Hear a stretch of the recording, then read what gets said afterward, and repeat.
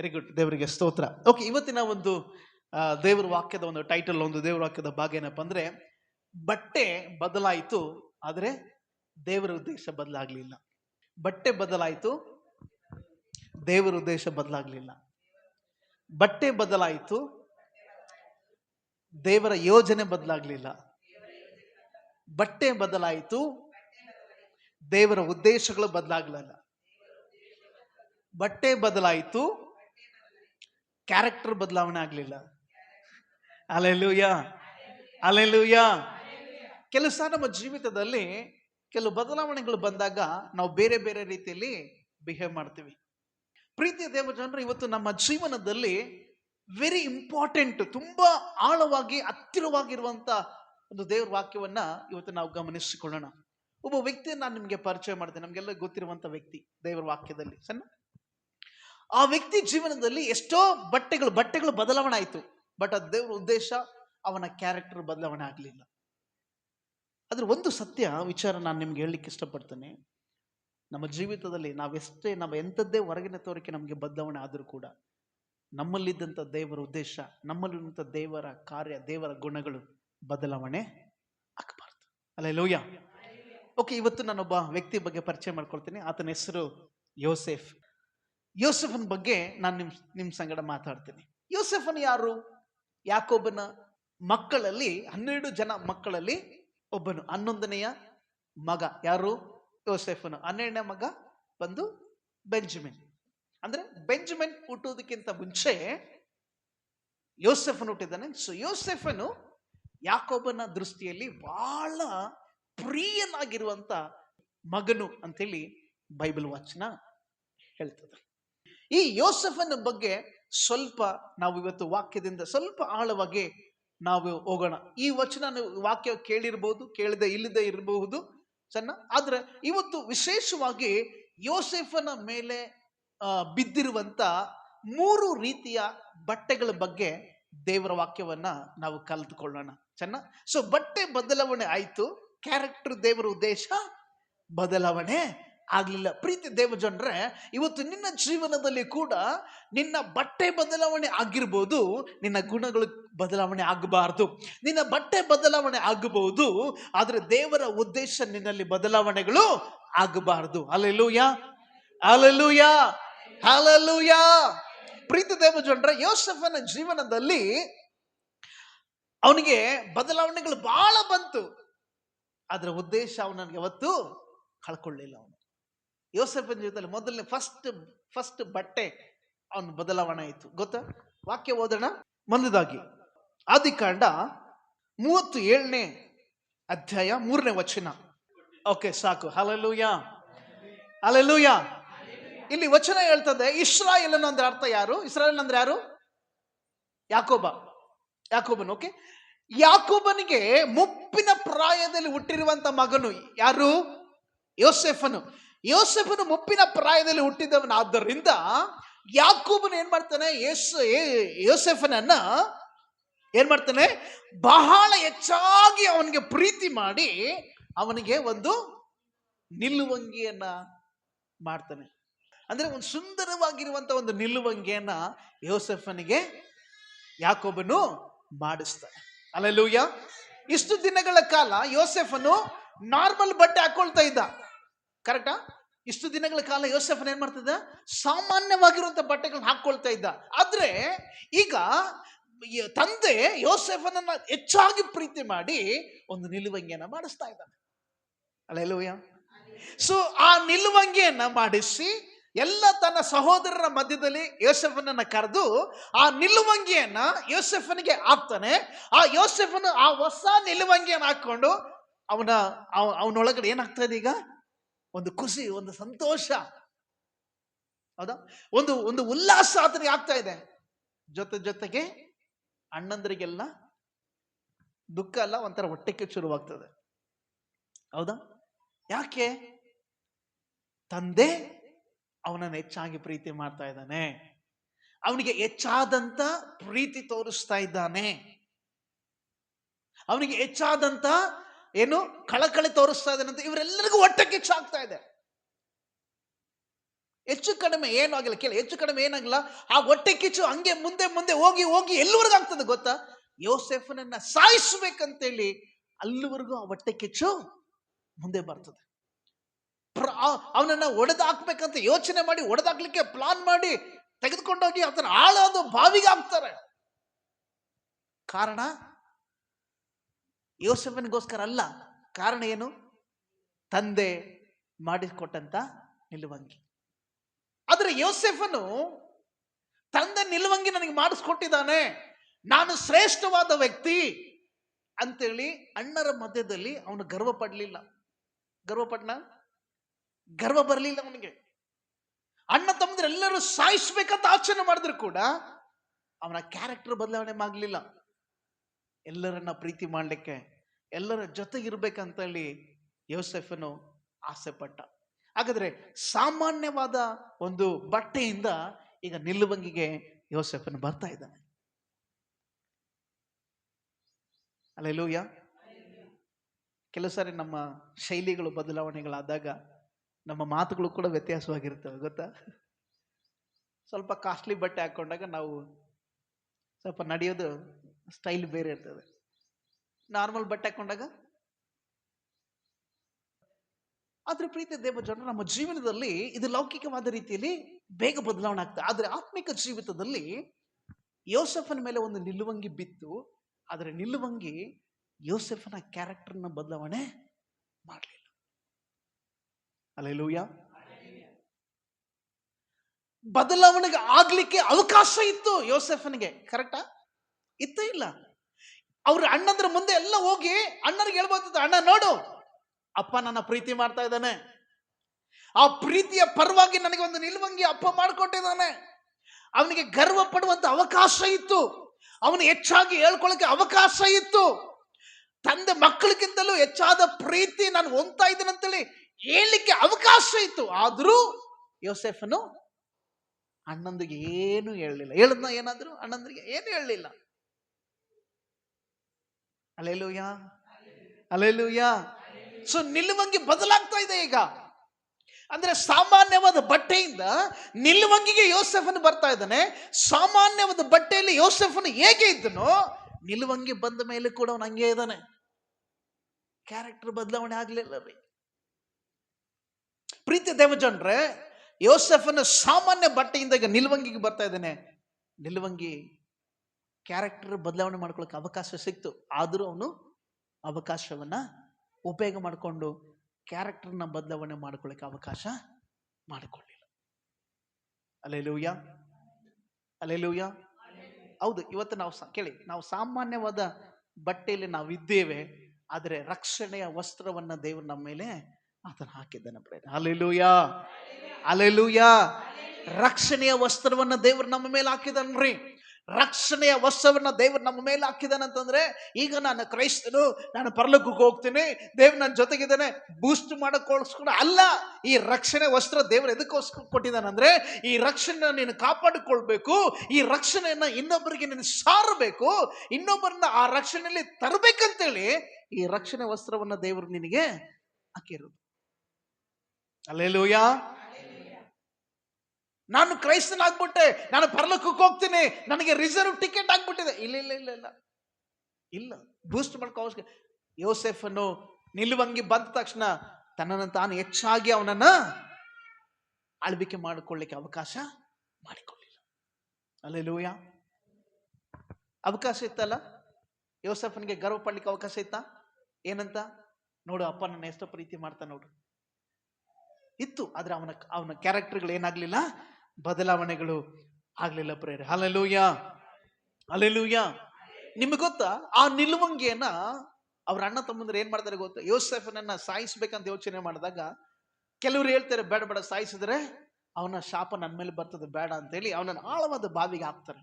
ಹಾಕಿದ ಮೇಲೆ ಒಬ್ಬನು ಹೇಳ್ತಾನೆ, ಇವನನ್ನ ಆಳವಾದ ಬಾವಿ ಹಿಂಗೆ ಸಾಯಿಸಿದ್ರೆ ನಮ್ಮ ಮೇಲೆ ಪಾಪ ಬರ್ತದೆ, ಬೇಡ, ಇವನನ್ನ ನಾವೇನ್ ಮಾಡೋಣ, ಮಿದ್ಯಾನರಿಗೆ ಮಾರಿ ಬಿಡೋಣ ಅಂತೇಳಿ ಯೋಸೇಫನನ್ನ ಮಾರ್ತಾರೆ. ಮಾರಿದ ಮೇಲೆ ನೋಡಿ ಅವ್ರು ಮಾಡುವಂತ ಯೋಚನೆ ಏನ್ ಗೊತ್ತಾ? ಈ ಯೋಸೇಫನನ್ನ ಮಾರಿಬಿಟ್ರು. ತಂದೆ ಒಂದು ವೇಳೆ ಕೇಳಿದ್ರೆ ಯೋಸೇಫನಲ್ಲಿ ಏನಾದನು ಅಂತ ಕೇಳಿದ್ರೆ ಏನಂತ ಹೇಳ್ಬೇಕು? ಅವ್ರು ಏನ್ ಮಾಡ್ತಾರೆ ಅವಾಗ?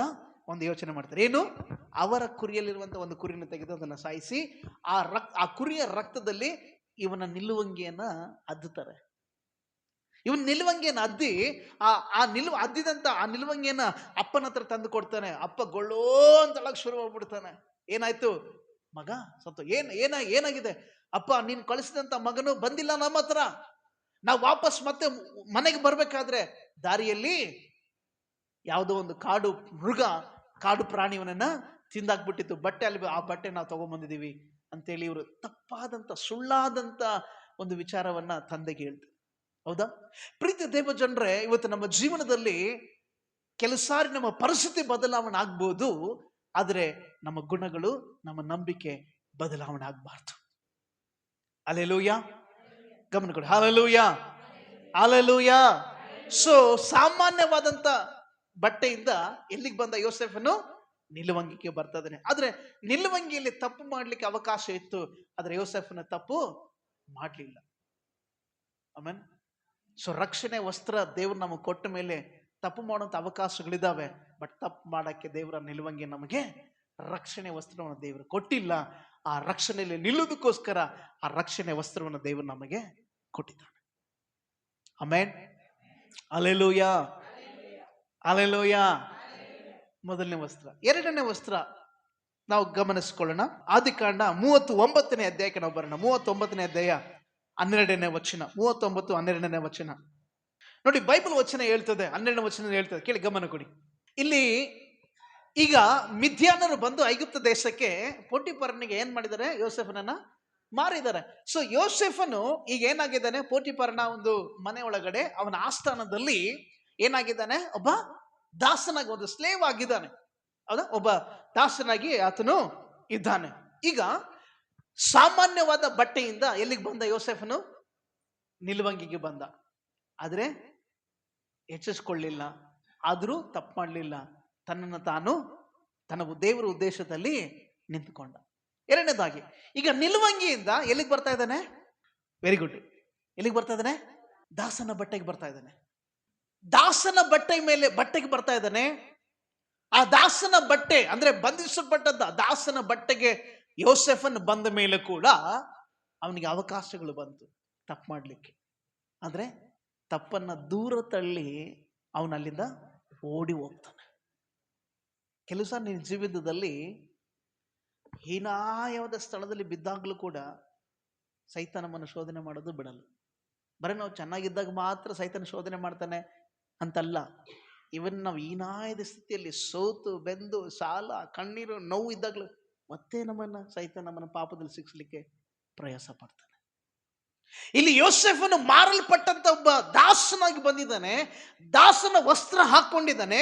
ಈ ದಾಸನ ವಸ್ತ್ರದ ಮೇಲೆ ಸೈತಾನ ಕಣ್ಣಾಕಿ ಯೋಸೇಫನ್ನ ಎಳಿಬೇಕಂತ ಯೋಚನೆ ಮಾಡ್ತಾನೆ. ಗೊತ್ತಾ ಏನು? ಪೋಟಿಫರನ ಹೆಂಡತಿ ಯೋಸೇಫನ ಮೇಲೆ ಮನಸ್ಸು ಮಾಡಿ ಅವನನ್ನ ಬಾ ನನ್ನ ಜೊತೆಗೆ ನೀನು ಎಂಜಾಯ್ ಮಾಡು ಅಂತ ಕರೆದಾಗ ಅವನೇನ್ ಮಾಡ್ತಾನೆ ಗೊತ್ತಾ? ಓಡಿ ಹೋಗ್ತಾ ಇರ್ತಾನೆ. ಓಡಿ ಹೋಗ್ಬೇಕಾದ್ರೆ ಪೋಟಿಫರನ ಹೆಂಡತಿ ಏನ್ ಮಾಡ್ತಾಳೆ ಗೊತ್ತಾ? ಓಡಿ ಹೋಗ್ತಿರುವಂತ ಯೋಸೇಫನ ಬಟ್ಟೆನ ಹಿಡಿದು ಎಳ್ಕೊಳ್ತಾಳೆ. ಎಳೆದ ಮೇಲೆ ಅವನು ಆ ಬಟ್ಟೆಗಳನ್ನ ಹರಿದು ಹಂಗೆ ಓಡಿ ಹೋಗ್ತಾನೆ. ಬಟ್ಟೆಗಳು ಹರಿದೋಗ್ತವೆ. ಆ ಬಟ್ಟೆಗಳೆಲ್ಲ ಆ ಹೆಂಡತಿ ಕೈಯಲ್ಲಿ ಏನು ಸಿಕ್ಕಾಗ್ತವೆ. ಅವನು ಆ ಬಟ್ಟೆನ ಬಿಟ್ಟು ಹಾಗೆ ಆ ಪಾಪದಿಂದ ದೂರ ಓಡಿ ಹೋಗ್ಬಿಡ್ತಾನೆ. ನಿಲುವಂಗಿ ಬಂದಾಗಲೂ ಕೂಡ ಅವನು ಗರ್ವ ಪಡ್ಲಿಕ್ಕೆ ಅವಕಾಶ ಮಾಡಿಕೊಳ್ಳಿಲ್ಲ. ದಾಸನ ಬಟ್ಟೆ ಅವನ ಮೇಲೆ ಬಂದಾಗಲೂ ಕೂಡ ಆ ದಾಸನ ಬಟ್ಟೆಯನ್ನ ಪಾಪಕ್ಕೆ ಅವನು ಅವಕಾಶ ಮಾಡಿಕೊಳ್ಳಿಲ್ಲ. ಆ ದಾಸನ ಬಟ್ಟೆಗಳನ್ನ ಅವನು ಹಾಗೆ ಬಿಟ್ಟು ಹೋಗ್ತಾ ಇದ್ದಾನೆ. ಆ ದಾಸನ ಬಟ್ಟೆಯನ್ನ ನೋಡಿ. ದಾಸನ ಬಟ್ಟೆ ಎಷ್ಟೋ ಈಜಿಯಾಗಿ ಪಾಪಕ್ಕೆ ಹೋಗ್ಬೋದಾಗಿತ್ತು, ಆದ್ರೆ ಪಾಪಕ್ಕೆ ಹೋಗದೆ ತನ್ನ ಬಟ್ಟೆನಲ್ಲೇ ಬಿಟ್ಟು ಹೋಗ್ತಾ ಇದ್ದ. Hallelujah, hallelujah. ಒಂದು ಮಾತು ಹೇಳ್ತಾನೆ, ರಾಜನಿಗೆ ಹೇಳ್ತಾನೆ, ರಾಜ, ಸರ್ವಶಕ್ತನಾದ ದೇವರ ಮುಂದೆ ಈ ತಪ್ಪು ನಾನು ಹೆಂಗ್ ಮಾಡ್ಲಿ, ಈ ಪಾಪ ನಾನು ಹೆಂಗ್ ಮಾಡ್ಲಿ ಅಂತ ಯೋಸೇಫನ್ ಹೇಳ್ತಾನೆ. ದೇವ್ರು ನನ್ನ ನೋಡ್ತಾ ಇದ್ದಾನೆ. ಅವನಿಗೆ ಕೇಳಿ, ಗಮನ ಕೊಡಿ, ಅವನು ಆಲ್ರೆಡಿ ದಾಸನಾಗಿದ್ದಾನಲ್ಲ. ಆಲ್ರೆಡಿ ಅವನು ಹೆಂಗಿದ್ದಾನೆ? ದಾಸನ ಒಂದು ಬಟ್ಟೆಯಲ್ಲಿದ್ದಾನೆ. ಅವನು ಈಸಿಯಾಗಿ ಆ ಹೆಂಡತಿನ ಆ ಸ್ತ್ರೀಯನ್ನು ಅವನು ಅನುಭವಿಸಿ ಮತ್ತೆ ದಾಸನಾಗಿ ಇರ್ಬೋದಾಗಿತ್ತು, ಅವಕಾಶ ಇತ್ತು. ಆದ್ರೆ ಅವನ ಕ್ಯಾರೆಕ್ಟರ್ ಏನಾಗ್ಲಿಲ್ಲ, ಚೇಂಜ್ ಮಾಡ್ಕೊಳ್ಳಿಲ್ಲ. ಬಟ್ಟೆ ಬದಲಾವಣೆ ಆಯ್ತ್ರಿ, ಗುಣ ದೇವ್ರ ಉದ್ದೇಶ ಆಗ್ಲಿಲ್ಲ. ಅಲ್ಲಿ ನಿಲ್ವಂಗಿ ಬಿತ್ತು, ದೇವ್ರ ಉದ್ದೇಶ ಮಾರ್ಪಡ್ಲಿಲ್ಲ, ದೇವ್ರ ಉದ್ದೇಶ ಚೇಂಜ್ ಆಗ್ಲಿಲ್ಲ. ಅವನ ಕ್ಯಾರೆಕ್ಟರ್ ಬದಲಾವಣೆ ಚೇಂಜ್ ಆಗ್ಲಿಲ್ಲ, ಅವನ ನಂಬಿಕೆ ಬದಲಾವಣೆಗಳು ಚೇಂಜ್ ಆಗ್ಲಿಲ್ಲ, ಅವನ ವಿಶ್ವಾಸ ಚೇಂಜ್ ಆಗ್ಲಿಲ್ಲ. ಇಲ್ಲಿ ದಾಸನ ರೂಪ, ದಾಸನ ವಸ್ತ್ರ ಬರ್ತಾ ಇದೆ, ಅವಾಗ್ಲೂ ಅವನ ನಂಬಿಕೆ ಬದಲಾವಣೆಗಳು ಚೇಂಜ್ ಆಗ್ಲಿಲ್ಲ, ಅವನ ಗುಣಗಳು ಚೇಂಜ್ ಆಗ್ಲಿಲ್ಲ. ಅವಾಗ ನಿಲ್ವಂಗಿ ಬಂದಾಗ ಎಷ್ಟು ದೇವರಲ್ಲಿ ನಂಬಿಗಸ್ತನಾಗಿದ್ದನೋ, ಅವನಿಗೆ ದಾಸನ ಬಟ್ಟೆಗಳು ಬಂದಾಗ್ಲೂ ಕೂಡ ಅಷ್ಟೇ ನಂಬಿಗಸ್ತನಾಗಿದ್ದಾನೆ. ಪೋತಿಫರನ ಹೆಂಡತಿಗೆ ಹೇಳ್ತೇನೆ, ನಾನು ಜೀವವುಳ್ಳ ದೇವರ ಮಗನು, ಆ ದೇವರಿಗೆ ವಿರುದ್ಧವಾಗಿ ಈ ಪಾಪ ನಾನು ಹೆಂಗ್ ಮಾಡ್ಲಿ ಅಂತ ಬಿಟ್ಟು ಓಡ್ತದಾನೆ. Alleluia, alleluia. ಅಂದ್ರೆ ಬಟ್ಟೆ ಬದಲಾವಣೆ ಆಗ್ತವೆ, ಆದ್ರೆ ಕ್ಯಾರೆಕ್ಟರ್ ಏನಾಗಬಾರ್ದು, ಚೇಂಜ್ ಆಗಬಾರ್ದು. ಕೆಲಸ ನಮ್ಮ ಜೀವಿತದಲ್ಲಿ ಸೈತನ್ನು ಪಾಪ ಮಾಡುವಂತ ಬಟ್ಟೆ ಹಾಕಿಸ್ತಾನೆ, ಅವಕಾಶ ಕೊಡುವಂತ ಬಟ್ಟೆಗಳನ್ನ ಹಾಕಿಸ್ತಾನೆ. ಕರೆಕ್ಟಾ? ಅದ್ರ ಅವಕಾಶ ನಾವು ಕೊಡಬಾರ್ದು. ಯೋಸೇಫನು ಪಾಪದ ಬಟ್ಟೆಗಳನ್ನ ಅಲ್ಲೇ ಬಿಟ್ಟು ಹೋಗ್ತದಾನೆ, ಪಾಪದ ಬಟ್ಟೆಗಳನ್ನ ಅಲ್ಲೇ ಬಿಟ್ಟು ಹೋಗ್ತದಾನೆ. ಕಾರಣ ಏನು? ಇದು ಈ ಪಾಪ ನನಗೆ ಬೇಡ ಬಿಟ್ಟು ಓಡಿ ಹೋಗ್ತದನ್ರಿ. ನಾವು ಕೂಡ ನಮ್ಮ ಜೀವಿತದಲ್ಲಿ ಕೆಲವು ಸಾರಿ ಸೈತಾನ್ ನಮ್ಮನ್ನ ಏನ್ ಮಾಡ್ತಾನೆ, ಪಾಪದ ಬಟ್ಟೆಗಳನ್ನ ಹಾಕಕ್ ಬರ್ತಾನೆ. ಬಟ್ಟೆ ಬಿದ್ರು ಒಳಗಡೆ ಕ್ಯಾರೆಕ್ಟರ್, ಗುಣ ನಾವು ಬದಲಾವಣೆ ಮಾಡ್ಕೊಳ್ಬಾರ್ದು. ಹಲ್ಲೆಲೂಯಾ. ಸೊ ನಿಲುವಂಗಿಯಿಂದ ಎಲ್ಲಿಗೆ ಬಂದ? ಈಗ ದಾಸನ ಬಟ್ಟೆಗೆ ಬರ್ತಾ ಇದ್ದಾನೆ. ನೋಡಿ, ದಾಸನ ಬಟ್ಟೆಗೆ ಬಂದಾಗ ಅವನ ಜೀವಿತದಲ್ಲಿ ಪಾಪ ಮಾಡ್ಲಿಕ್ಕೆ ಅವಕಾಶಗಳು ಬಹಳ ಇತ್ತು. ಯಾಕೆ ಕೇಳಿ, ಅವನು ತಪ್ಪು ಮಾಡಿದಾಗ ಕೇಳಲಿಕ್ಕೆ ಯಾರಿದ್ದಿಲ್ಲ. ಯಾರಿದ್ದಿದ್ರ? ತಂದೆ ಇದ್ದಿಲ್ಲ, ಅಣ್ಣ ತಮ್ಮದಿರಿದ್ದಿಲ್ಲ, ಪೋಟಿಫರನು ಯಾರಿಲ್ಲ. ಏನಂತ ಆರಾಮಾಗಿ ತಪ್ಪು ಮಾಡಬಹುದಾಗಿತ್ತು, ಆದ್ರೆ ಅವನು ಮಾಡಲಿಲ್ಲ. ಪಾಪಕ್ಕೆ ದೂರ ಓಡಿ ಹೋಗ್ತಾ ಇದ್ದಾನೆ. ಸೊ ಸಾಮಾನ್ಯವಾದಿಂದ ನಿಲುವಂಗಿ, ನಿಲುವಂಗಿಯಿಂದ ದಾಸನ ಬಟ್ಟೆ. ಪ್ರೀತಿ ದೇವ ಜನರ ಕೇಳಿ ಗಮನ ಕೊಡಿ. ಒಂದು ಸ್ಟೇಟ್ಮೆಂಟ್ ಮಾಡಕ್ಕೆ ಇಷ್ಟಪಡ್ತೀನಿ. ಯಾವಾಗ ಪಾಪದ ಬಟ್ಟೆಗಳು ಹರಿತವಲ್ಲ, ಪಾಪದ ಬಟ್ಟೆಗಳು ಹರಿತವೋ, ದೇವರು ನಿನ್ನನ್ನು ಉನ್ನತವಾದ ಸ್ಥಿತಿಗೆ ಕರ್ಕೊಂಡು ಬರ್ತಾನೆ. ಆಮೇಲೆ ಯೋಸೇಫನ ಜೀವಿತದಲ್ಲಿ ಪಾಪದ ಬಟ್ಟೆಗಳು ಹರಿದೋದ್ರೆ ಅವನು ಅಲ್ಲೇ ಬಿಟ್ಟು ಹೋಗ್ಬಿಟ್ಟ, ಹೋದ್ರೆ ಹೋಗ್ಲಿದೆ ಅಂತೇಳಿ. ಅವನಿಗೆ ಗೊತ್ತಿತ್ತು ಇದು ಪಾಪದ ಬಟ್ಟೆ, ಇದು ಹರಿದೋದ್ರೇನು ಏನಾದ್ರೇನು. ಅವನು ಬಿಟ್ಟು ಓಡಿ ಹೋದ. ದೇವರನ್ನ ಆ ಬಟ್ಟೆಯಿಂದ ಮೇಲಕ್ಕೆ ತಂದ. ಯಾವಾಗ ನಮ್ಮ ಮೇಲಿರುವಂತ ಪಾಪದ ಬಟ್ಟೆ ಹರಿದೋಗ್ತದೋ, ನಮಗೋಸ್ಕರ ಇನ್ನೊಂದು ಬಟ್ಟೆ ದೇವರು ಸಿದ್ಧ ಮಾಡಿದ್ದಾನೆ. Amen, hallelujah, hallelujah. ಪಾಪದ ಸ್ವಭಾವದ ಬಟ್ಟೆಗಳು ಹರಿಯಲ್ಪಡ್ಬೇಕ್ರಿ. ಹೇಗೆ? ನಮ್ಮ ಒಳ್ಳೆ ಗುಣಗಳಿಂದ, ಒಳ್ಳೆ ಗುಣಗಳಿಂದ. ಯೋಸೇಫನು ನಾನು ಹೆಂಗ್ ಪಾಪ ಮಾಡ್ಲಮ್ಮ ನಿನ್ನ ಹತ್ರ ಅಂತೇಳಿ ಆ ಬಟ್ಟೆನಲ್ಲೇ ಬಿಟ್ಕೊಟ್ಟು ಓಡ್ತಾ ಇದ್ದಾನೆ. ಹಾಗಾದ್ರೆ ದೇವರು ಯೋಸೇಫನ ಮತ್ತೆ ಹಂಗೆ ಬರಿ ಮೇಲೆ ಬಿಟ್ಟಿದ್ನ? ಬರಿ ಮೇಲೆ ಬಿಟ್ಟಿದ್ನ? ಬಿಡ್ಲಿಲ್ಲ. ನಿಲುವಂಗಿಗಿಂತಲೂ ದಾಸನ ಉಡುಪಿಗಿಂತಲೂ ಶ್ರೇಷ್ಠವಂತ ಉಡುಪನ್ನ ಯೋಸೇಫನಿಗೆ ದೇವರು ರೆಡಿ ಮಾಡಿಟ್ಟಿದ್ದಾನೆ. ಹಲ್ಲೆಲೂಯಾ. ಸೊ ನಿಲುವಂಗಿ ಆಯ್ತು, ಹೊಟ್ಟೆ ಕಿಚ್ಚು ಪಡಲಿಲ್ಲ, ದೇವ್ರ ಉದ್ದೇಶಕ್ಕಾಗಿ ಕಾದ, ನಂಬಿಕೆ ಬದಲಾವಣೆ ಆಗ್ಲಿಲ್ಲ. ದಾಸನ ಬಟ್ಟೆ ಬಂತು, ನಂಬಿಕೆನೂ ಚೇಂಜ್ ಆಗ್ಲಿಲ್ಲ, ದೇವ್ರ ಮೇಲೆ ವಿಶ್ವಾಸನೂ ಚೇಂಜ್ ಆಗ್ಲಿಲ್ಲ, ಪಾಪಕ್ಕೂ ದೂರ ಓಡುವುದ, ಗುಣಗಳು ಏನು ಬದಲಾವಣೆ ಆಗ್ಲಿಲ್ಲ, ದೇವ್ರ ಉದ್ದೇಶನೂ ಬದಲಾವಣೆ ಆಗ್ಲಿಲ್ಲ. ಈಗ ಎಲ್ಲಿ ಬಿದ್ದಿದ್ದಾನೆ? ಜೈಲಿನಲ್ಲಿದ್ದಾನೆ. ಬಂಧಿಸಲ್ಪಟ್ಟಂತ ಸ್ಥಿತಿಯಲ್ಲಿ ಯೋಸೇಫನು ಇದ್ದಾನೆ. ಮೂರನೇ ಒಂದು ವಸ್ತ್ರ ಬಗ್ಗೆ ನಾನು ಮಾತಾಡೋಣ. ಚೆನ್ನಾಗಿ, ಮೂರನೇ ವಸ್ತ್ರ 41ನೇ ಅಧ್ಯಾಯ, ಅದೇ ಆದಿಕಾಂಡ ಪುಸ್ತಕ 41ನೇ ಅಧ್ಯಾಯ, ನಾವು 42ನೇ ವಚನವನ್ನ ನಾವು ಓದೋಣ. ನೋಡಿ, ತನ್ನ ಕೈಯಿಂದ ಮುದ್ರಿಕೆಯನ್ನು ತೆಗೆದು ಯೋಸೇಫನ ಕೈಗೆ ಇಟ್ಟು ಅವನಿಗೆ ನಾರು ಮಡಿಯನ್ನು ಒದಿಸಿ ನೋಡಿ, ಅವನ ಕೊರಳಿಗೆ ಚಿನ್ನದ ಸರಪಣಿಯನ್ನು ಹಾಕಿಸಿ, ನೋಡಿ ಏನ್ ಮಾಡಿದ, ತನಗಿದ್ದ ಎರಡನೆಯ ರಥದಲ್ಲಿ ಕುಳ್ಳಿರಿಸಿ ಇಟ್ಟನು. Hallelujah, hallelujah. ಸಾಮಾನ್ಯ ವಸ್ತ್ರದಲ್ಲಿದ್ದಾಗ ತಂದೆ ಬಹಳ ಪ್ರೀತಿ ಮಾಡ್ದ, ಪ್ರೀತಿಯಿಂದ ನಿಲುವಂಗಿ ಬಂತು. ಆಮೇಲೆ ನಿಲುವಂಗಿ ಬಂದ ಮೇಲೆ ದೇವರ ಉದ್ದೇಶ, ಯೋಸೆಫನ ಗುಣಗಳು ಸೇಮ್ ಅದೇ ತರ ಇದೆ, ಅದೇ ನಂಬಿಕೆ, ಅದೇ ವಿಶ್ವಾಸ, ಅದೇ ಪ್ರೀತಿ.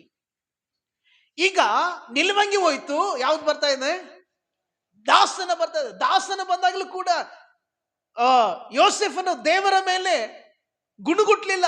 ಯಾಕಪ್ಪ, ದೇವರು ನನಗೆ ಇಂಥ ಒಳ್ಳೆ ದರ್ಶನ ಕೊಟ್ಟಿದ್ದಾನೆ, ಕನಸು ಕೊಟ್ಟಿದ್ದಾನೆ, ಆದ್ರೆ ನಾನು ಇದ್ದಂತ ಸ್ಥಿತಿ ದಾಸನ ಸ್ಥಿತಿ, ನಾನು ಜೈಲಿನಲ್ಲಿ ಬಿದ್ದಿದ್ದೀನಲ್ಲ ಅಂತ ದೇವರ ಮೇಲೆ ಗುಣಗುಟ್ಲಿಲ್ಲ. ದೇವರ ಉದ್ದೇಶದ ಮೇಲೆ ಅವಮಾನ ಮಾಡಲಿಲ್ಲ. ದೇವರ ಉದ್ದೇಶಗಳ ಮೇಲೆ ಅವನಿಗೆ ಅಪನಂಬಿಕೆ ಬರಲಿಲ್ಲ. ಅವನ ಗುಣಗಳು ಕೂಡ ಬದಲಾವಣೆ ಆಗಲಿಲ್ಲ. ಈಗ ಎರಡನೇ ವಸ್ತ್ರ ಬದಲಾವಣೆ ಆಯಿತು. ಈಗ ಮೂರನೇ ವಸ್ತ್ರ ಅವನ ಮೇಲೆ ಬೀಳ್ತಾ ಇದೆ. ಯಾವುದು ಯಾವುದು? ನಾರುಮಡಿ ವಸ್ತ್ರ. ಈ ನಾರುಮಡಿ ವಸ್ತ್ರ ಏನು? ರಾಜನ ಹಾಕೊಳ್ಳುವಂತ ಬಟ್ಟೆ ಇದು.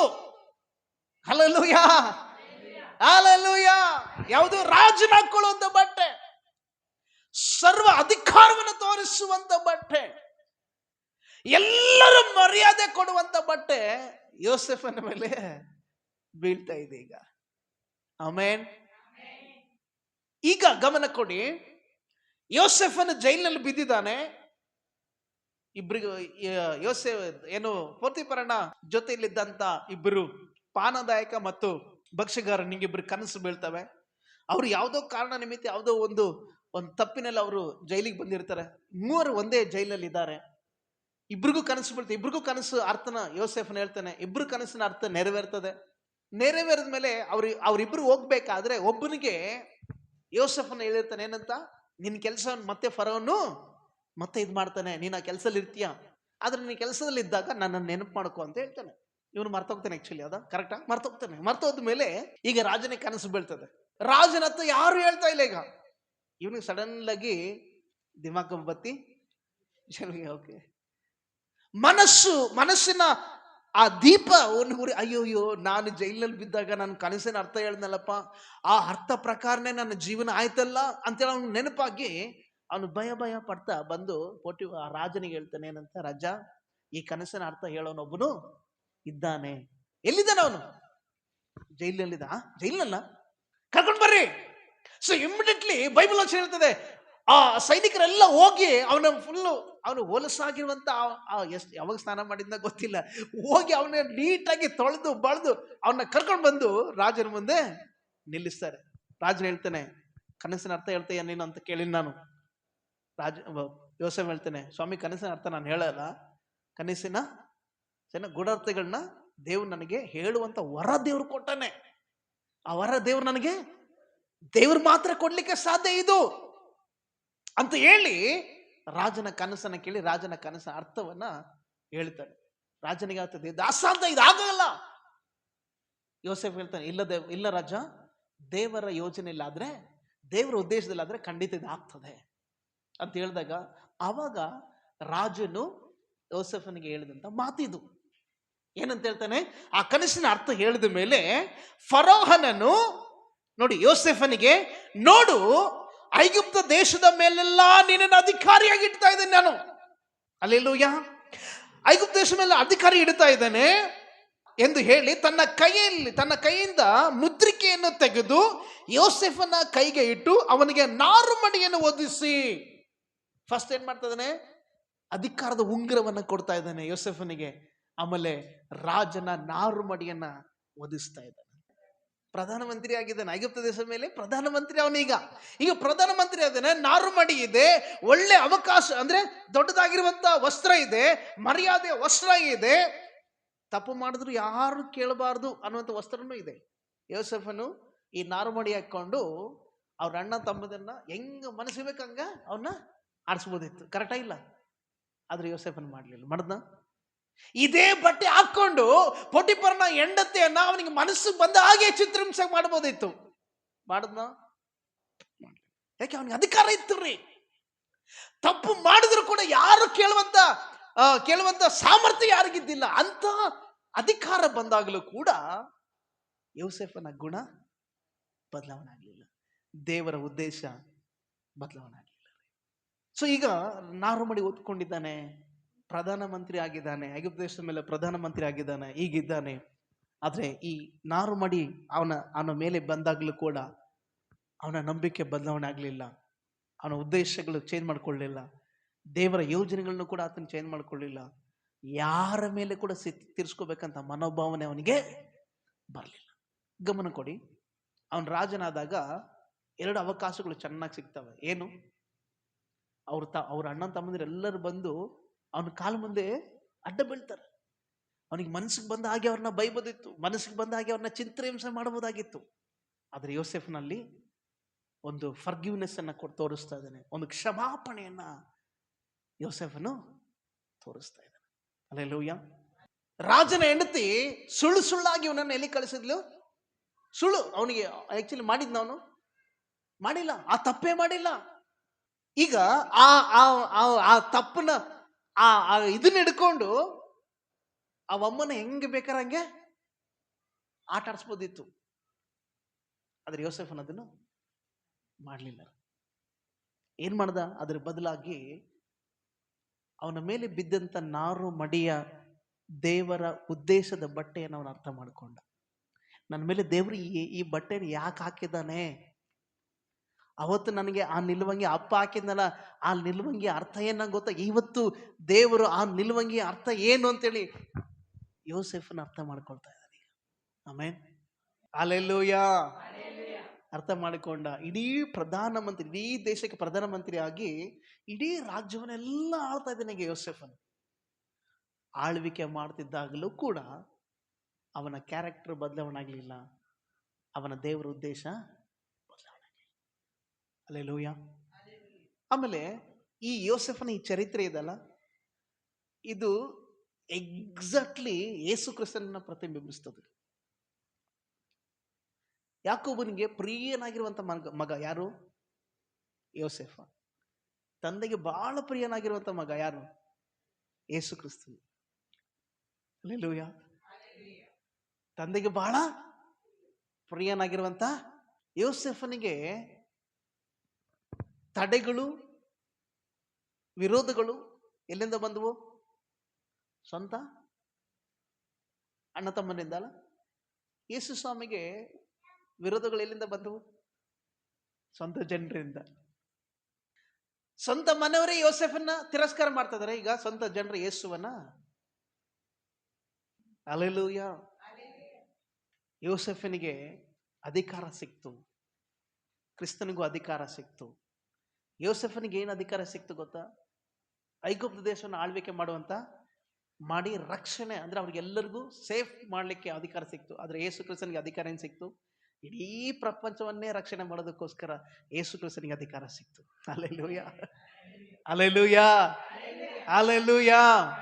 ಪ್ರೀತ ದೇವ ಜನರೇ, ಇವತ್ತಿನ ಒಂದು ದೇವರ ವಾಕ್ಯದ ಭಾಗ ಏನಪ್ಪ ಅಂದ್ರೆ, ಬಟ್ಟೆಗಳು ಬದಲಾವಣೆ ಆಗ್ಬಹುದು, ಆದ್ರೆ ದೇವರ ಉದ್ದೇಶವನ್ನ, ನಿನ್ನ ಕ್ಯಾರೆಕ್ಟರ್, ನಿನ್ನ ಗುಣಗಳನ್ನ ನೀನು ಬದಲಾವಣೆ ಮಾಡ್ಕೊಳ್ಬೇಡ. ನಿಲ್ವಂಗಿ ಬಂದ ತಕ್ಷಣನೇ ಗರ್ವ ಪಡ್ಬೇಡ. ದಾಸನ ಬಟ್ಟೆಗಳು ಬಂದ ತಕ್ಷಣನೇ ಅಸೂಯೆ ಪಡ್ಬೇಡ. ಅಧಿಕಾರಿಯ ಬಟ್ಟೆಗಳು ಬಂದ ತಕ್ಷಣನೇ ಸಿಟ್ಟಿನ ಕೋಪವನ್ನ ತೀರಿಸ್ಕೊಳಕ್ ಹೋಗಕ್ಕೆ ಹೋಗ್ಬೇಡ. ನಿನ್ನ ಗುಣಗಳು ದೇವರ ಮಗಳು, ದೇವರ ಮಗನನ್ನುವಂತ ಗುಣಗಳು ಬದಲಾವಣೆ ಆಗಬಾರ್ದು. ದೇವರ ಉದ್ದೇಶಗಳು ಕೂಡ ನಿನ್ನ ಜೀವಿತದಲ್ಲಿ ಬದಲಾವಣೆಗಳು ಆಗಬಾರ್ದು. ಹಲ್ಲೆಲೂಯಾ. ಸೊ 3 ಬಟ್ಟೆಗಳು ಬದಲಾವಣೆ ಆಯಿತು. 3 ಬಟ್ಟೆಯಲ್ಲಿ ಅವನಿಗೆ ಅವಕಾಶ ಇತ್ತು, ಅದರ ಅವಕಾಶನ ಅವನು ಉಪಯೋಗ ಮಾಡಿಕೊಳ್ಳಿಲ್ಲ. ಆದ್ರೆ ಯಾವುದಕ್ಕಾಗಿ ಉಪಯೋಗ ಮಾಡಿಕೊಂಡ? ದೇವರ ಉದ್ದೇಶ ಅವನ ಮೇಲೆ ನೆರವೇರುವುದಕ್ಕೋಸ್ಕರ ಅವನು ಬಟ್ಟೆಗಳನ್ನ ಅವನು ಹಾಗೇ ಅದನ್ನು ಅನುಭವಿಸ್ತಾ ಇದ್ದಾನೆ. ಆಮೇಲೆ ಸೊ ದೇವರು ನಿನ್ನ ಮೇಲೆ ರಕ್ಷಣೆ ವಸ್ತ್ರ ಹಾಕಿದಾನ ಅಂದ ತಕ್ಷಣನೇ ನೀನು ಗರ್ವ ಪಡ್ಲಿಕ್ಕೆ ಹೋಗ್ಬೇಡ. ಸೈತಾನ್ ನಿನ್ನ ಮೇಲೆ, ದುಷ್ಟನ ಪಾಪದ ಬಟ್ಟೆಯನ್ನು ಹಾಕಿದ್ರೆ ದೇವ್ರ ಮೇಲೆ ಅಸೂಯೆ ಪಡಕ್ ಹೋಗ್ಬೇಡ. ಅಯ್ಯೋ ದೇವ್ರು ಯಾಕಪ್ಪ ಈ ಕಷ್ಟ ನನಗೆ ಕೊಟ್ಟ, ನನಗೆ ಅನುಮತಿ ಅಂತನೇ ಯೋಚನೆ ಮಾಡಕ್ ಹೋಗ್ಬೇಡ. ಆ ಪಾಪಕ್ಕೆ ಸ್ವಲ್ಪ ನಿನ್ನ ದೂರ ಹೋಗ್ಬಿಡ, ಅಷ್ಟೇ ಸಾಕು. ದೇವ್ರು ನಿನಗೆ ಯಾವ ಬಟ್ಟೆ ಕೊಡ್ಲಿಕ್ಕಿದ್ದಾನೆ? ಎಸ್, ನಾರು ಮಾಡಿ ಕೊಡ್ತಾ ಇದ್ದಾನೆ. ಯೋಸೆಫನಿಗೆ ಬರೀ ಐಗುಪ್ತ ದೇಶದಲ್ಲಿ ಆಳ್ವಿಕೆ ಮಾಡ್ಲಿಕ್ಕೆ ಆ ಅಧಿಕಾರವನ್ನ ಸೂಚಿಸುವಂತ ನಾರುಮಡಿ ಮಾತ್ರ ಅವನಿಗೆ ಸಿಕ್ತು. ಬಟ್ ನಮಗೆ ಎಂತ ಸಿಗ್ತದೆ ಗೊತ್ತಾ?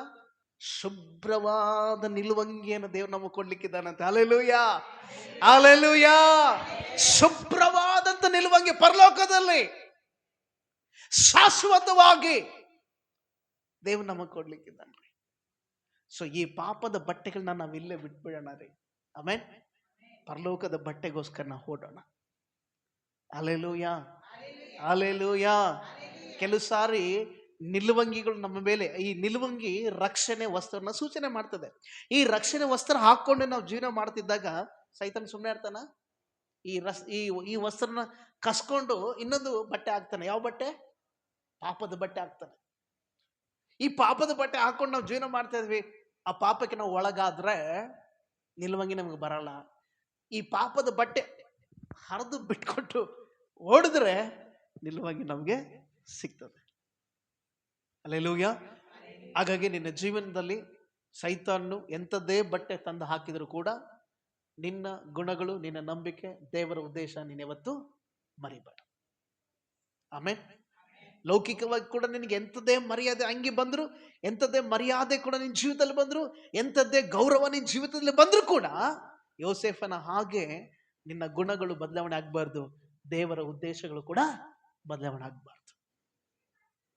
ಹಲ್ಲೆಲೂಯಾ. ಸೊ ಹಾಗಾಗಿ 3 ಬಟ್ಟೆಗಳು ಯೋಸೇಫನ ಮೇಲೆ ಬಂತು. ಮೊದಲೇದು ಯಾವುದು? ನಿಲುವಂಗಿ. ಎರಡನೇದು ದಾಸನ ಒಂದು ಬಟ್ಟೆ ಅಲ್ವಾ? ಪಾಪದ ಬಟ್ಟೆ, ದಾಸನ ಬಟ್ಟೆ. ಮೂರನೇದು ಈಗ ನಾರು ಮಾಡಿ ರಾಜನಾಗಿರುವಂತ ಅಧಿಕಾರದ ಬಟ್ಟೆ ಅವನ ಮೇಲೆ ಬಂತು. ಹಲ್ಲೆಲೂಯಾ. ಹಾಗಾದ್ರೆ ಯೋಸೇಫನ ಜೀವಿತದಲ್ಲಿ ದೇವರು ಯೋಜನೆ ಇಟ್ಟಿದ್ದ, ಇವನನ್ನ ರಾಜನನ್ನ ಕರ್ಕೊಂಡೋಗಿ ರಾಜನ ಬಟ್ಟೆ ಇವನ ಮೇಲೆ ಹಾಕ್ಸ್ಬೇಕಂತೇಳಿ ದೇವರಿಗೆ ಆಲೋಚನೆ ಇತ್ತು. ಆಮೇನ್. ಒಂದು ವೇಳೆ ಯೋಸೇಫನಿಗೆ ಪ್ರಾರಂಭದಲ್ಲಿ ನಿಲುವಂಗಿ ಬಂದಾಗನೇ ಅವನಿಗೆ ಗರ್ವಪಟ್ಟು ಅವ್ರ ಅಣ್ಣರ್ನೆಲ್ಲ ವಿರೋಧ ಮಾಡಿಕೊಂಡು, ಅಣ್ಣವ್ರನ್ನೆಲ್ಲ ಸಿಟ್ಟು ತೀರಿಸ್ಕೊಂಡು, ಅವನ ಮೇಲೆ ಎಲ್ಲರನ್ನ ಅವನ ಹೊಟ್ಟೆ ಕಿಚ್ಚು ಪಟ್ಕೊಂಡು ಅಪ್ಪ ನನ್ನೇ ಪ್ರೀತಿ ಮಾಡ್ತಾನೆ ಅಂತ ಈ ಲೈಫ್ನಲ್ಲಿ ಏನಾದ್ರೂ ಯೋಸೇಫನ ಮುಂದೆ ಹೋಗಿದ್ರೆ ರಾಜನ ವಸ್ತ್ರ ಅವನಿಗೆ ಸಿಗ್ತಿರ್ಲಿಲ್ಲ. ಗರ್ವ ಪಡ್ಲಿಲ್ಲ, ತನ್ನನ್ನು ತಾನು ತಗ್ಗಿಸಿಕೊಂಡ. ಜೈಲಿಗೆ ಹೋದ್ರು ಅಸೂಯೆ ಪಟ್ಕೊಳ್ಳಲಿಲ್ಲ ದೇವ್ರ ಮೇಲೆ, ಮತ್ತೆ ದೇವ್ರನ್ನ ಪ್ರೀತಿ ಮಾಡಕ್ ಶುರು ಮಾಡ್ತಾನೆ.